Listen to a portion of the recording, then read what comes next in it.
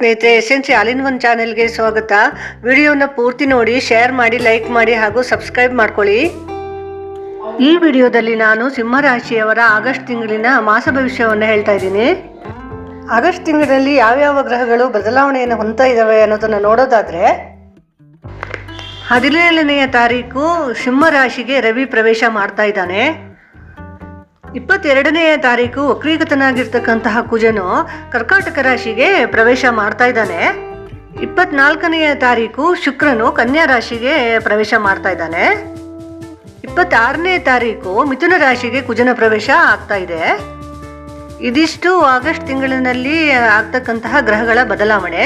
ಈ ಗ್ರಹಗಳ ಬದಲಾವಣೆಯಿಂದ ದ್ವಾದಶ ರಾಶಿಗಳವರ ಮೇಲೆ ಯಾವ ರೀತಿಯ ಪರಿಣಾಮಗಳು, ಪ್ರಭಾವಗಳು ಉಂಟಾಗ್ತವೆ ಅನ್ನೋದನ್ನ ನೋಡೋದಾದ್ರೆ, ತಿಂಗಳು ಶ್ರಾವಣ ಮಾಸ, ಹಬ್ಬಗಳು ಪ್ರಾರಂಭವಾಗ್ತಕ್ಕಂತಹ ದಿನ, ಸಾಲು ಹಬ್ಬಗಳನ್ನು ನಾವು ಆಚರಿಸ್ತೀವಿ. ಹೆಂಗಳರಿಗಂತೂ ಬಹಳ ಸಂತೋಷಕರವಾದಂತಹ ತಿಂಗಳು ಇದು. ಈ ಸಂದರ್ಭದಲ್ಲಿ ಸಿಂಹರಾಶಿಯವರ ಮಾಸ ಭವಿಷ್ಯ ಹೇಗಿದೆ ಅನ್ನೋದನ್ನು ನೋಡೋದಾದರೆ, ಉದ್ಯೋಗದಲ್ಲಿ ಪ್ರಗತಿಯನ್ನು ಕಾಣಬಹುದು. ಬಂಧು ಮಿತ್ರರಲ್ಲಿ ಕಲಹ ಸಂಭವ, ಅಂದರೆ ಏನೇ ವಿಚಾರಗಳು, ತಪ್ಪುಗಳು ನಿಮ್ಮ ಕಡೆಯಿಂದ ಇಲ್ಲದೇ ಇದ್ದರೂ ಸಹ ನಿಮ್ಮ ನಿಮಿತ್ತವಾಗಿಯೇ ಬಂಧುಗಳಲ್ಲಿ ಕಲಹ ಮಾತುಗಳು ಬರುವಂಥ ಸಂದರ್ಭಗಳಿದೆ. ಎಚ್ಚರಿಕೆಯಿಂದ ಇರಬೇಕು ನೀವು. ಸಂತೋಷಕರವಾದ ವಾರ್ತೆ, ಮಕ್ಕಳಿಂದ ಅತಿ ಉತ್ತಮವಾದಂತಹ ಪ್ರಗತಿ, ಸಾಧನೆ ಕಂಡುಬರುತ್ತೆ ನಿಮಗೆ. ಹಾಗೆ ತುಂಬಾ ಖರ್ಚು ಬರುತ್ತೆ. ಹಣದ ಹರಿವು ಇದ್ರೂ ಸಹ ಖರ್ಚನ್ನು ನೀವು ಸ್ವಲ್ಪ ಹಿಡಿತದಲ್ಲಿ ಇಟ್ಕೊಳ್ಳೇಬೇಕಾಗುತ್ತೆ. ಸಿಂಹರಾಶಿಯವರಿಗೆ ಗುರುಬಲ ಇಲ್ಲ, ಆದರೆ ದಶಮದಲ್ಲಿ ಗುರು ಇದ್ದಾನೆ ಹಾಗೂ ಕುಜನ ಇರೋದ್ರಿಂದ ಗುರುಮಂಗಲ ಯೋಗ ಇದೆ. ಗುರುಮಂಗಲ ಯೋಗದ ಫಲಗಳು ಸಹ ನಿಮಗೆ ಪ್ರಾಪ್ತಿ ಇದೆ. ಸೂರ್ಯನು ನಿಮ್ಮ ರಾಶಿಗೆ ಪ್ರವೇಶ ಮಾಡ್ತಾ ಇದ್ದಾನೆ. ಸೂರ್ಯನೇ ನಿಮ್ಮ ರಾಶಿಯ ಅಧಿಪತಿ ಆಗಿರೋದ್ರಿಂದ ಸೂರ್ಯನು ನಿಮ್ಮ ರಾಶಿಗೆ ಪ್ರವೇಶ ಮಾಡಿದಾಗ ಅವನು ಸ್ವಲ್ಪ ತಂಪನ್ನು ಕೊಡ್ತಾನೆ, ಅವನ ಪ್ರಖರತೆ ಕಡಿಮೆ ಆಗುತ್ತೆ. ಇದರಿಂದಾಗಿ ನಿಮ್ಮಲ್ಲಿರ್ತಕ್ಕಂಥ ರೋಗ ರುಜಿನಗಳು ಕಡಿಮೆ ಆಗುತ್ತೆ, ನಿಮ್ಮ ಮನಸ್ಸು ಶಾಂತವಾಗುತ್ತೆ, ಮೃದುವಾಗುತ್ತೆ. ಕೆಲಸ ಕಾರ್ಯಗಳಲ್ಲಿ ಯೋಚಿಸಿ ಸಮಾಧಾನದಿಂದ ಕೆಲಸವನ್ನು ಮಾಡ್ತಕ್ಕಂತಹ ಒಂದು ಸಂದರ್ಭಗಳನ್ನು ನೀವು ಒದಗಿಸ್ಕೊಂಡು ಬರ್ತೀರಾ ಹಾಗೂ ಕೆಲಸ ಕಾರ್ಯಗಳಲ್ಲಿ ಯಶಸ್ಸನ್ನು ಸಹ ಕಾಣ್ತೀರಾ. ಪ್ರತಿಯೊಂದು ಕೆಲಸದಲ್ಲಿಯೂ ನಿಮಗೆ ಏಳ್ಗೆಯನ್ನು ತಂದು ಕೊಡ್ತಾನೆ ಸೂರ್ಯದೇವ.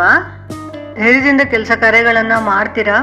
ಉದ್ಯೋಗದಲ್ಲಿ ಬಡ್ತಿ ಸಿಗುತ್ತೆ ಹಾಗೂ ನಿಮಗೆ ವಿಖ್ಯಾತಿ ಬರುತ್ತೆ.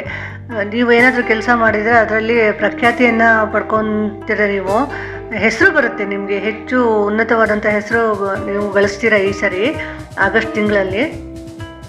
ಪಿತೃಗಳ ಆಶೀರ್ವಾದ ಸಿಗುವಂತಹ ಸಂದರ್ಭಗಳು ನಿಮಗೆ ಹೆಚ್ಚು ಒದಗಿ ಬರ್ತವೆ.